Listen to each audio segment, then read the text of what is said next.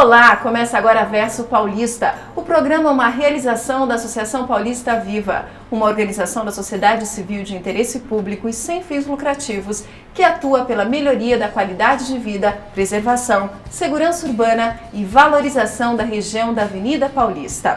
Nós vamos trazer reflexões e histórias de convidados que falarão sobre as suas experiências com a avenida. Hoje eu e o Antônio Carlos Franchini vamos entrevistar a síndica responsável pela administração e revitalização do Conjunto Nacional, Vilma Peramesa. Tudo bem, Vilma? Tudo bem, Alessandra. É um prazer tê-la aqui no nosso estúdio. Igualmente. Seja bem-vinda. Para mim é uma honra. Vamos começar então falando um pouquinho sobre o Conjunto Nacional, que é, na verdade, um prédio audacioso, um edifício audacioso. Voltando um pouquinho na história do Conjunto Nacional, em termos do projeto, o projeto ele foi desenvolvido por um arquiteto, na época com 26 anos, extremamente jovem e com uma visão tão rica. Queria que a senhora contasse um pouquinho sobre essa história do projeto, do desenvolvimento. Foi o primeiro prédio, na verdade, comercial da avenida? Foi. Eu conheci o Davi Libeskind logo que comecei a administrar o Conjunto Nacional em 1985. E o Davi foi lá, eu pedi para ele ir visitar o prédio porque eu não sabia nem de que cor podia pintar a fachada. Tinha sido danificada pelo incêndio em 1978 e ainda tinha todas as marcas de incêndio e eu precisava pintar, mas não sabia nem de que cor, se tinha alguma cor. Se tinha algum aqui. padrão, alguma...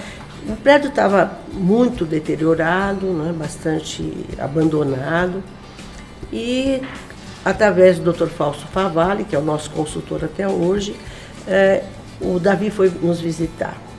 E aí, conversando com ele, ele me falou, olha, pode pintar de branco, porque no original nem era para ser de concreto. Era para ser de alumínio e era para ser a volta toda.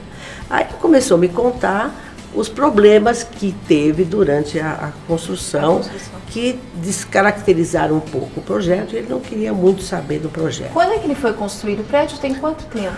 Ele foi, o último habite dele foi em 1962. 62. E o primeiro foi em 1958. Então ele está fazendo 55 anos. 55 anos. Mas a ideia, assim, na construção, no projeto, era ter um prédio com tanta cultura e diversidade, ser um prédio comercial ou não? Não, era para ser o primeiro shopping center da América Latina. Né?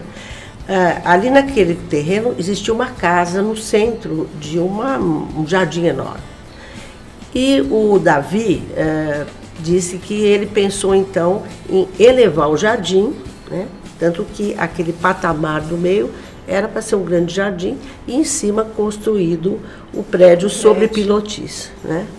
E ele perguntou para o Tijus, que era o empreendedor, o que ele pretendia realmente, qual era o conceito. Né? Qual era o conceito, qual era a finalidade. E aí ele disse, olha, eu quero transformar a Paulista na Quinta Avenida de Nova York. Quer dizer, era todo mundo muito ousado. Por quê? A Paulista era só dos casarões, né? Então, como é que ele ia transformar?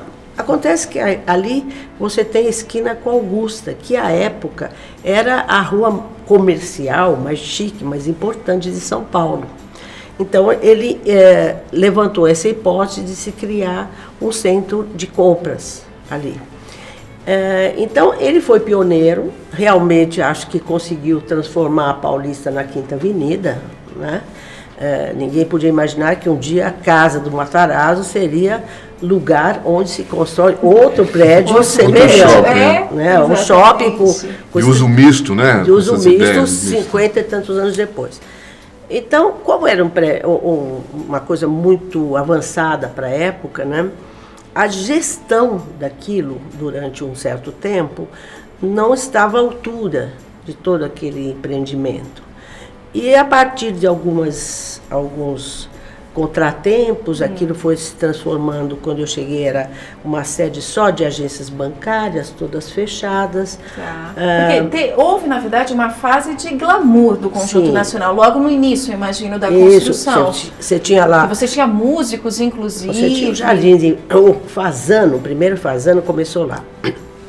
Tinha no térreo um restaurante aberto para calçada, porque a calçada era muito ampla, ali era uma praia, e lá em cima existia um espaço que naquele tempo se fazia os bailes de formatura, aquela coisa As muito... festas. Eu estive lá de tules e babados. E os homens de smoking, Os todos homens alinhados. eram todos meninos. É. Eram meninos do colégio, da faculdade, todos de smoking. Muito alinhados. Elegante. Era E chique. grandes artistas internacionais, né? Isso. Aí, lá almoçou o Fidel Castro.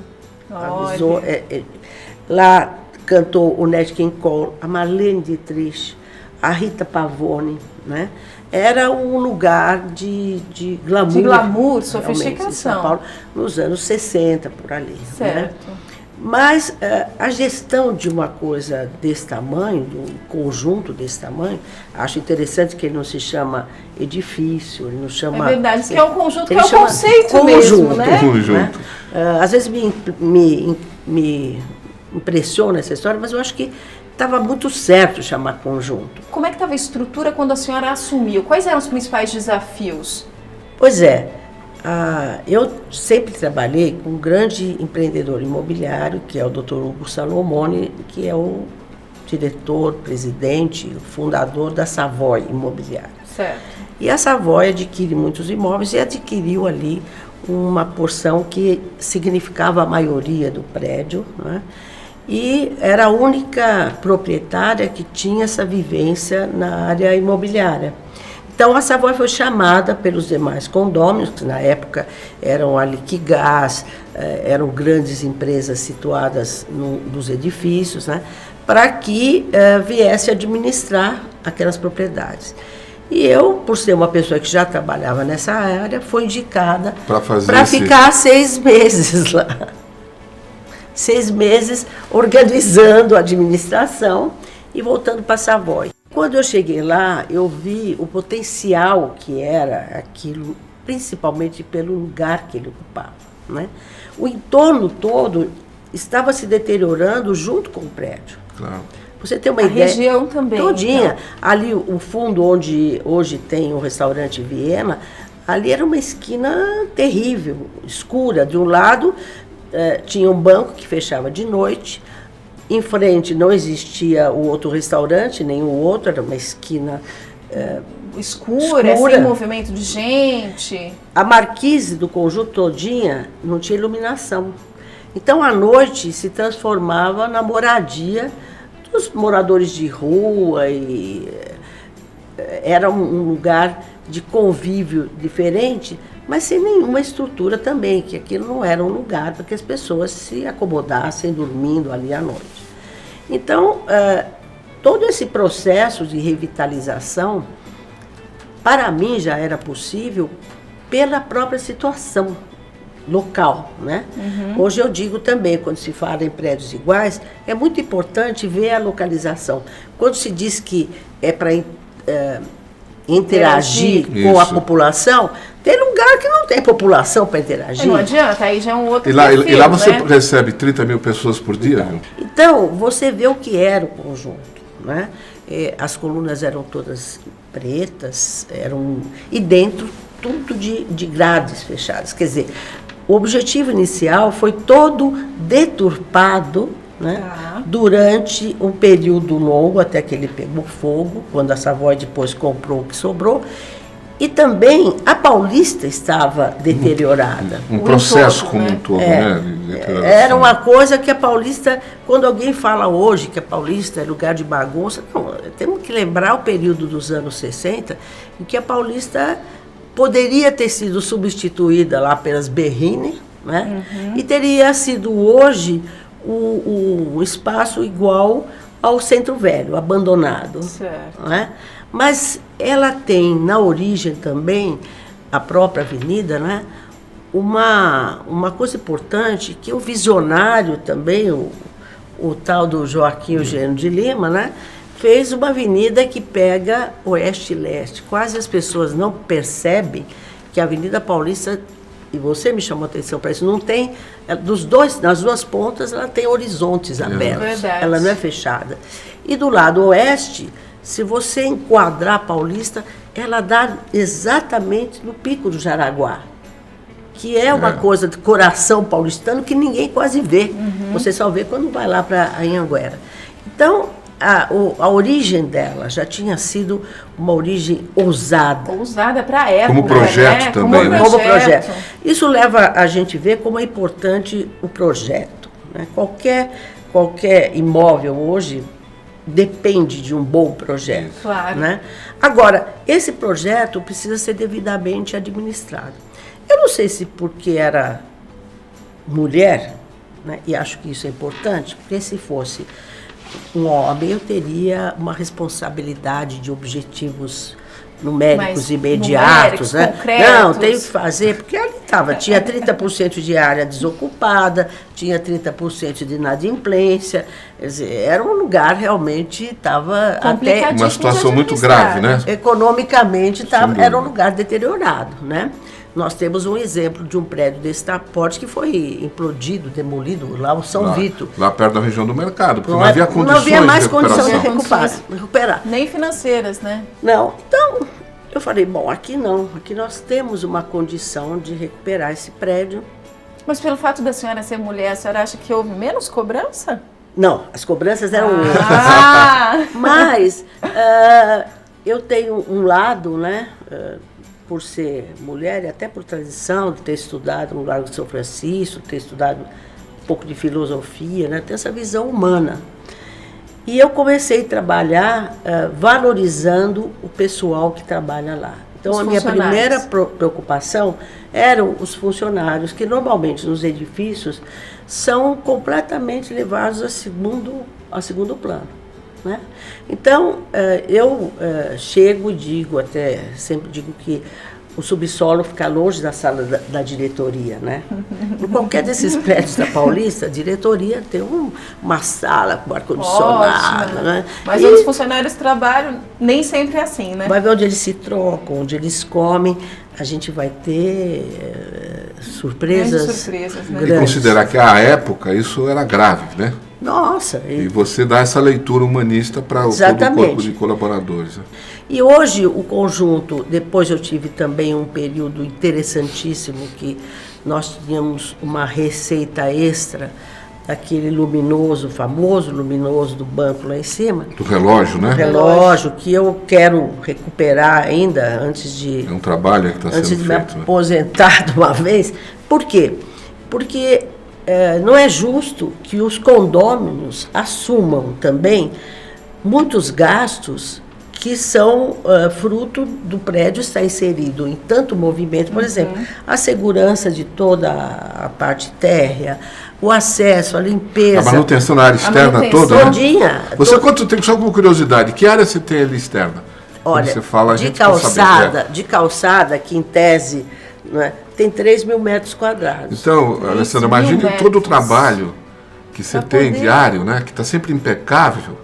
Para poder manter limpeza, aquilo, organização. Né? E é importante destacar nessa jornada da Vilma, é que o conjunto, ao longo do tempo, constrói também um valor intangível de arte e cultura, de diversidade, de permitir que o público e o privado transitem efetivamente. Acessem, né? Não são as pessoas que moram ou têm um escritório lá. Ele, na verdade, ele é uma referência da cidade. Né? Então, essa leitura, eu estou frisando isso, porque talvez seja uma das poucas unidades no Brasil que conseguem capturar esse espírito do privado e do público, convivendo numa harmonia. Mas é só possível por conta disso que a Vilma disse, de ter os recursos, né, para que essa situação, esse ambiente realmente seja amigável, favorável, né, Vilma? Sim. E trazendo uma cultura permanente para a cidade. A gente vai né? continuar falando sobre esse assunto, mas a nossa equipe de reportagem, ela foi conferir o que as pessoas têm a dizer sobre a Avenida Paulista. Vamos ver. Sempre gostei, né? Pena que aqui agora virou o foco da bagunça, né? É um meio, é um lugar que passa todo mundo, mas não ficou só aquela avenida que eu conheço há mais de 60 anos.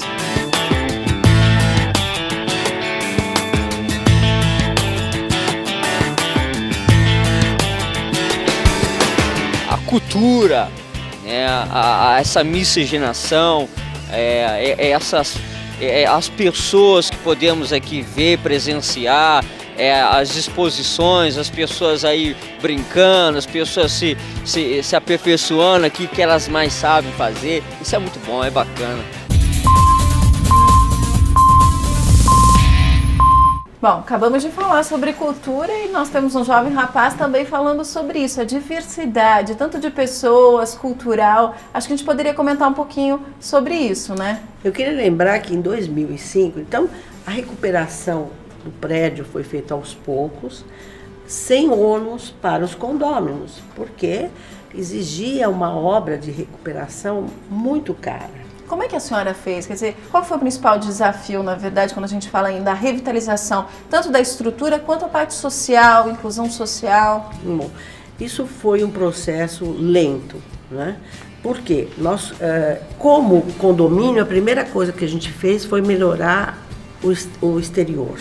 Tá. A marquise, iluminar, ela tinha uma estrutura de concreto dos anos 50 que não permitia você criar iluminação, era um nicho complicadíssimo. Então nós tivemos que reinventar a cobertura dela para poder colocar uma iluminação. Fomos os primeiros a fazer essa iluminação amarela, que sim, de lâmpada. Foram pioneiros, né, desse tipo de... Então foi a primeira coisa, eu acho, que impactou. Depois nós mexemos nos halls de entradas dos Orsas, que é os prédios internos, que depois do incêndio estavam muito deteriorados, né? E assim foi crescendo e pouco a pouco começaram a aparecer, os bancos foram saindo, quer dizer, o conjunto... Porque tinham muitas agências bancárias. Sim, o conjunto, ele passa pela história da Paulista. Ele tem um bloco residencial, que agora está até se recuperando, se revalorizando. Ele tem uma coisa cultural, que eram os cinemas, né? E ele tinha uma coisa comercial que estava tomada pelos bancos. Aí começou a aparecer alguns primeiros restaurantes, né?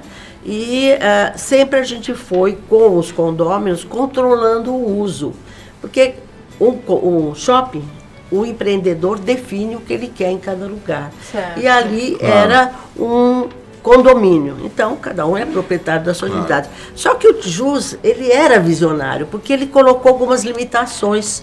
Então, não se podia fazer, até hoje você não pode fazer açougue. E em cima dessa limitação, a gente propunha sempre qualquer alteração para uma assembleia. Foi assim que começamos. Nosso primeiro parceiro foi a Viena, que, aliás, começou lá no Conjunto Nacional. A primeira Viena era um quiosque no meio né? E aí galeria, né? o Roberto Bielavski, que é um entusiasta pelo trabalho da gente, foi o pioneiro que pôs ali na Augusta. Ali começou já a Augusta influir, com Santos sai a primeira... Começou a influir naquele espaço, né? Depois, então, veio vindo aos poucos outras lojas pequenas, mais outros restaurantes, e hoje são poucos bancos. Eu acho que nós temos 2 bancos, mas quando eu cheguei lá... Você construiu um misto de usos e serviços. Que era o objetivo inicial. Na origem, né? Na origem, de fazer uma coisa mesmo como o shopping center. Porque o problema dos bancos, eu imagino que seja o horário, né? A partir do momento que fechou, aí você tinha uma circulação menor de pessoas, né? E eles fechavam todas as lojas que davam para a galeria eram fechadas por grades. Então, depois de 5 horas da tarde, aquilo era um deserto. Não tinha atividade. Essas colunas que você está vendo aí eram todas pretas por dentro. O forro era uma coisa horrorosa, claro. Né? Então, foi indo aos poucos, nós fomos recuperando pouco a pouco com essas verbas, até que a última grande alteração foi a adequação quanto à capacidade de energia elétrica, porque ele foi projetado para uma capacidade dos anos 50, onde os escritórios tinham algumas lâmpadas à noite, durante não tinha nada, não tinha ar-condicionado, não tinha equipamento nenhum. A estrutura era outra, né? Era outra. Essa ampliação de carga foi uma obra que durou uns 5 anos, nós fizemos toda a infraestrutura para a Eletropaulo, custou, no total, uns 10 milhões de reais. Agora, Vilma, que foi feito sem esse rateio. Agora, um grande marco foi quando ocorre o tombamento do edifício. Que eu ia falar. Contar um pouco Então, do tombamento. Ele foi aí, depois dele recuperado, apareceu, então ele foi tombado em 2005. 2005. A partir daí, é que a população começou, nós criamos um espaço, acho que agradável, né, com uma segurança cidadã que respeita as pessoas. Então começou a aumentar o fluxo, mudando o comércio, aumentou o fluxo de pessoas circulando. E aí nós começamos então a ocupar, aí já tinha esvaziado toda a galeria dos restos que tinha de umas lojinhas antigas, inclusive a Viena. Ficamos com aquele espaço em aberto. E eu também venci uma resistência dos condôminos para não comercializar a troco de qualquer aluguel que nos devolvesse um valor pequeno, mas que nos daria muito mais trabalho. Você construiu um calendário ali de aí começamos a fazer eventos. De um calendário que tivesse inserido nessa ideia do conjunto, né? Aí nós começamos a oferecer o espaço para artistas conhecidos, depois nem tão conhecidos. Até dar oportunidade dessa visibilidade. E eu fiquei boba de ver quando um funcionário meu viu pela primeira vez uma pintora lá, Valdeci de Deus, que tem um painel que a gente colocou lá no Orça 2, pintando, né? Era primitivista e ele ficou ali pintando. E um dos seguranças me procurou e falou, olha, eu nunca tinha visto um quadro pintado ao vivo, né? Quase que ao vivo. Como é que era, entendeu? Então, a gente começou a usar esse espaço, isso foi gerando uma forma que hoje é comum, até os shoppings estão fazendo essas exposições, era uma coisa que ninguém fazia, né?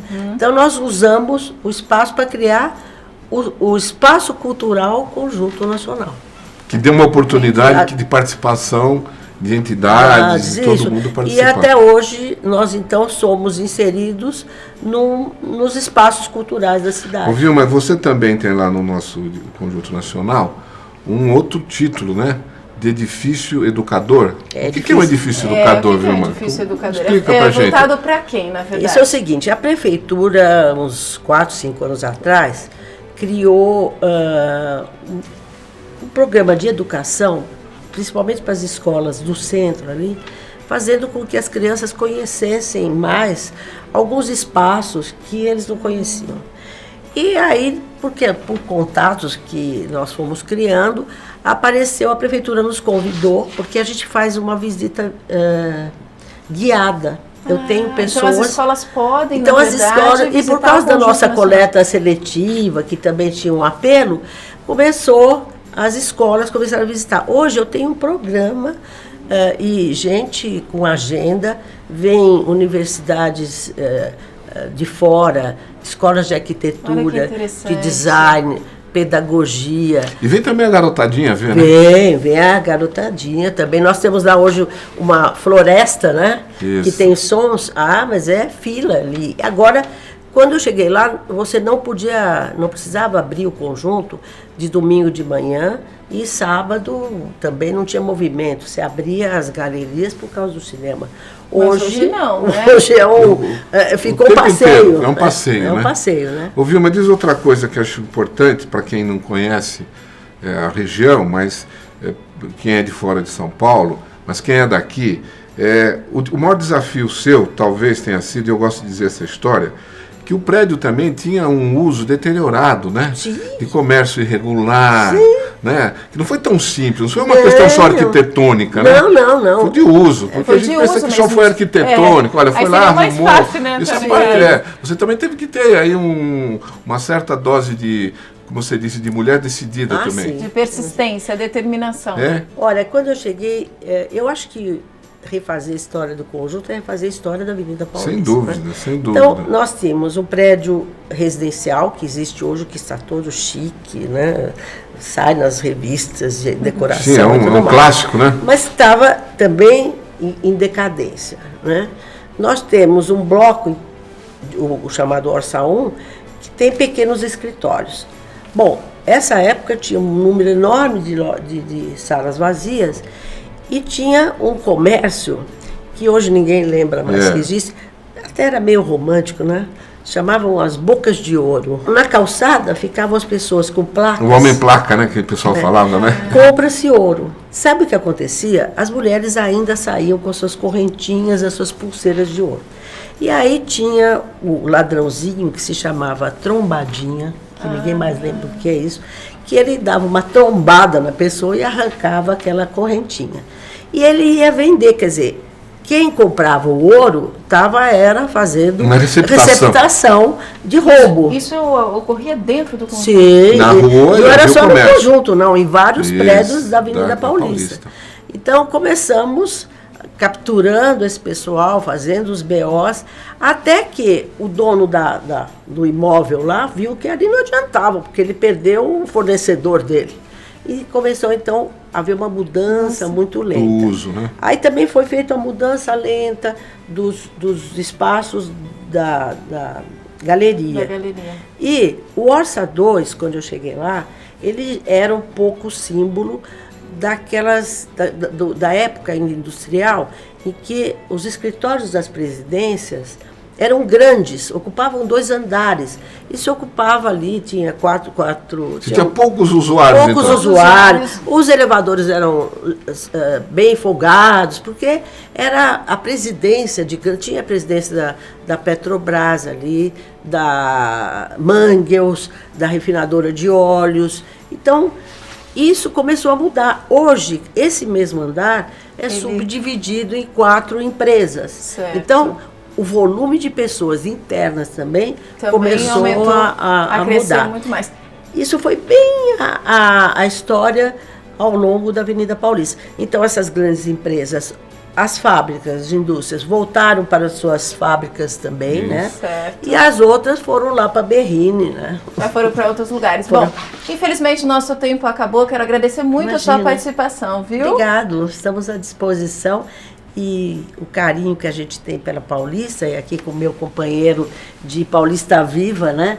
É para a gente fazer o que aconteceu no conjunto se espalhar pela cidade. É isso aí. Maravilha, obrigado. Muito obrigada. E você pode mandar sugestões de pauta, indicar outros entrevistados. Escreva pra gente, versopaulista@associaçãopaulistaviva.org.br. O Verso Paulista fica por aqui. Obrigada pela sua companhia. Até o próximo programa.